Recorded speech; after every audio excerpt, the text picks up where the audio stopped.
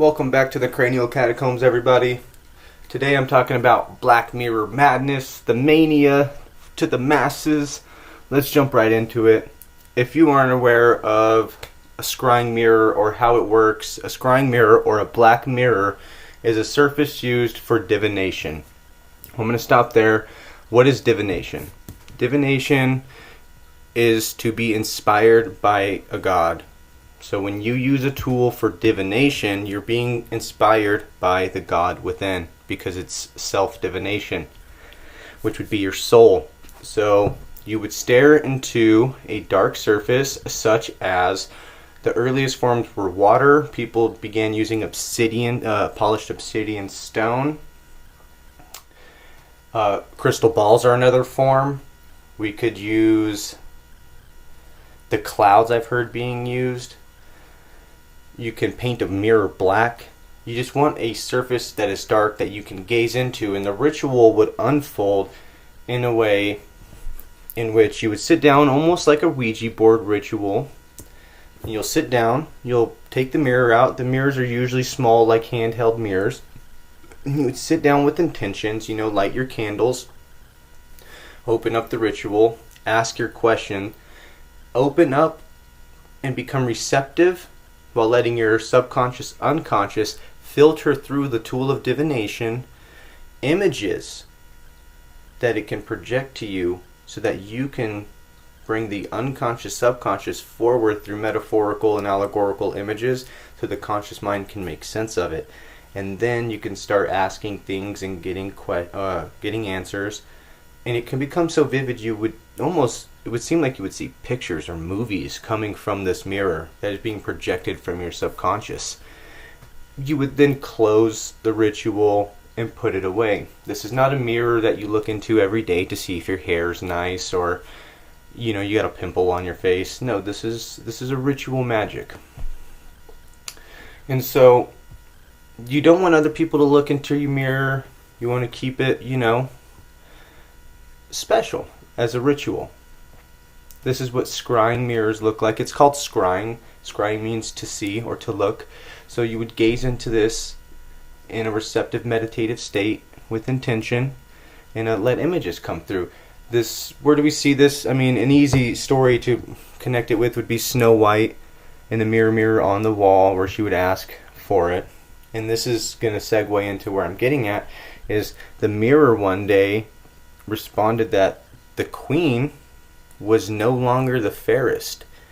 And so the queen was getting the answer she wanted from this magic mirror on her wall, until one day it didn't, and it instilled an envy. And then I actually just read this, the whole poison apple, which would be funny because Adam and Eve, just the allegory and metaphor hidden in the stories. So these can bring negative effects if used wrong. If not used in a ritual manner, to connect with the God within, to connect to your soul. Well, why is this important? What does this have to do with the masses? I mean, there's not many people out there messing with black mirrors, or is there? Because we don't realize that our TVs, our cell phones, are these scrying mirrors. It's no coincidence that these are used for spirit summoning and divination, and they've created a technology to do it. And why is this important? Why does this matter? Because you got to think now, if your TV or your cell phone is a black mirror and you sit down to watch your favorite TV show, now this is ritual. Look at this different now. We sit down for a certain amount of time. We dim the lights. We let ourselves become receptive to the images projecting from the black mirror, which would be the TV or something we're viewing. But instead of our subconscious, unconscious filtering through, there's beings or people, whatever you're watching, is projecting images through the screen. And so this becomes dangerous, because they begin to hijack our unconscious, subconscious mind in different ways than just the frequencies and the symbolism and imagery. What they're doing is they're actually making us think that we're going through events that we're not going through, because they are projecting images through what our soul, our unconscious, subconscious believes is it. Your mind can consciously be aware that you're watching a movie, but your subconscious is taking in raw information. So although you may be like, oh, this is a movie, to your subconscious, for the longest time, this is a form of divination. Okay, so it doesn't know that it's not that. And then you got to think about the things we watch. And this is how we create karma and trauma on our soul that we don't need to accrue. It's like a backlash. And we consent with our free will by participating in the show anyway. Like we sit there and watch it. So they're performing magic through these black mirrors. This is why I think every good movie plays off of the hero's journey. Especially, this is the main archetype of most movies. A good movie will have this. It's because they're playing off subconscious behavioral patterns. And they want people to resonate with this. And you'll see each character usually plays off of a Jungian archetype as well. The more they play off of each one of these in a symbiotic way, the more the movie resonates with more people, because we can all, at a certain level, come together and resonate with each one of these archetypes, because archetypes are empty pages that we fill with our experiences and so forth. And so people sit down in a ritual, watch a black mirror, and instead of having their subconscious come through, they're watching visions. And most movies are following a journey of this, and so they feel, their soul feels like it's gone through a journey, that it's now gone through this call to it, this whole hero's journey. And by the time you're done watching the movie, your soul has gone through an experience that it thinks was real. To you as the movie, your soul now feels a false satiation.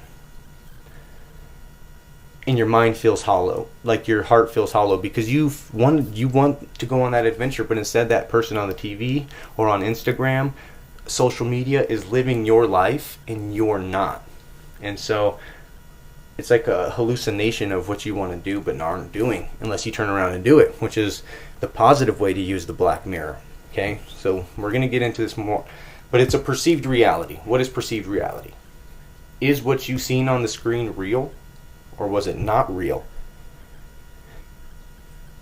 How real was it? If you watch somebody get hit on a live stream, yeah, that was real, happened right now. But is it the same as seeing them get hit in real life? Is it just as real to you? Because it's through a screen, it's not as real?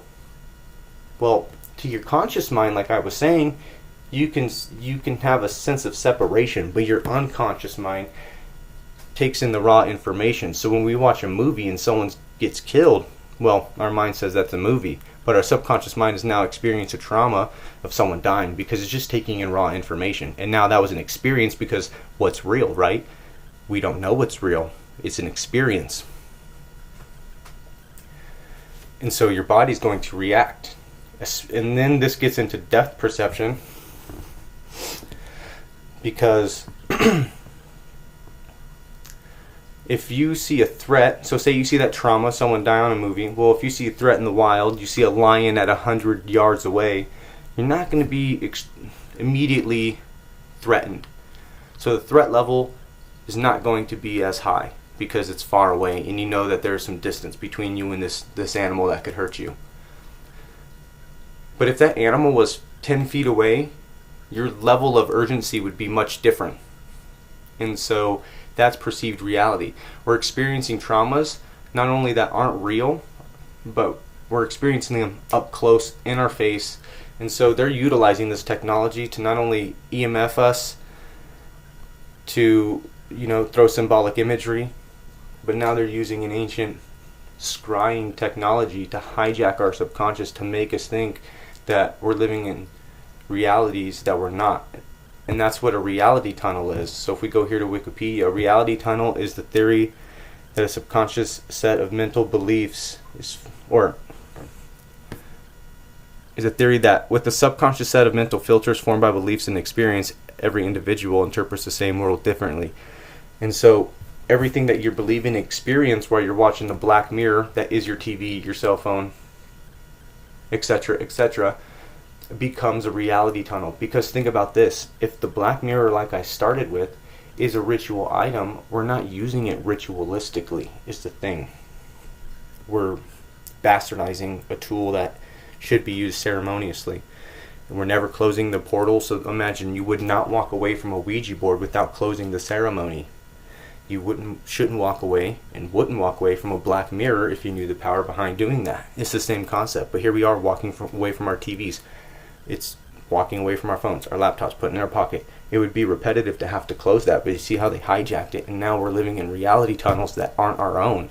It's a perceived reality, and if we look up the word confabulation here, it creates confabulation.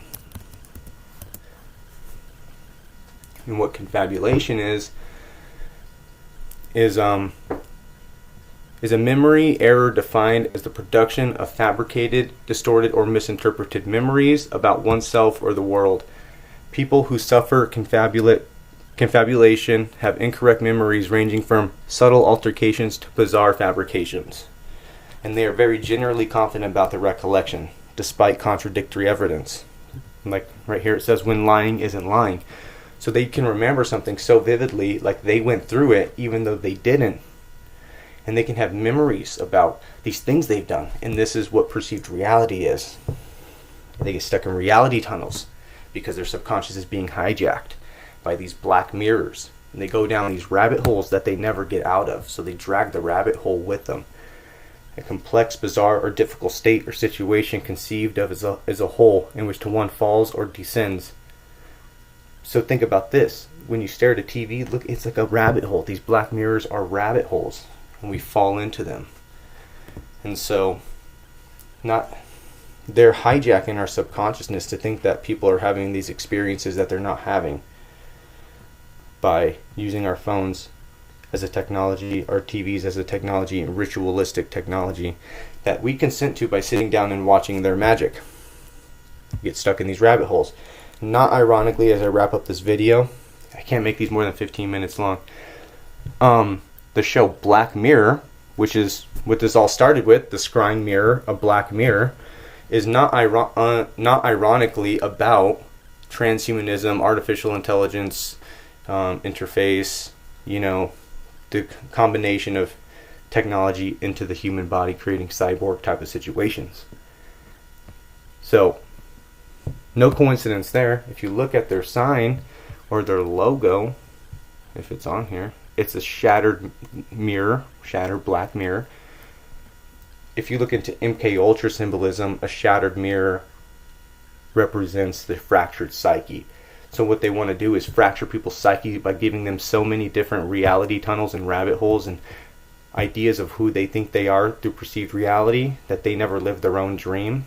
And it tricks them into believing into things that aren't real. And this is what an egregore is. And I'll get into this in my next or in another video.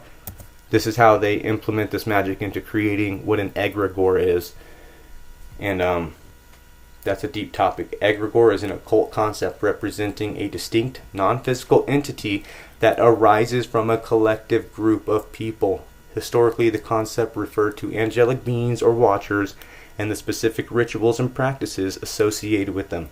So this is where something came down, incepted an idea into the minds, and the people then created the body. And this is why I think Christians say that they are the body of Christ, and they don't really realize that he was just an idea, but their thoughts of what he was gave him a physical body. And so we'll jump into that next time. Come back, for another tour down the catacombs, and you guys have a great rest of your days. Thanks for sticking around. Spread the truth, spread love, seek community. I hope everyone stays safe. Tag, you're it.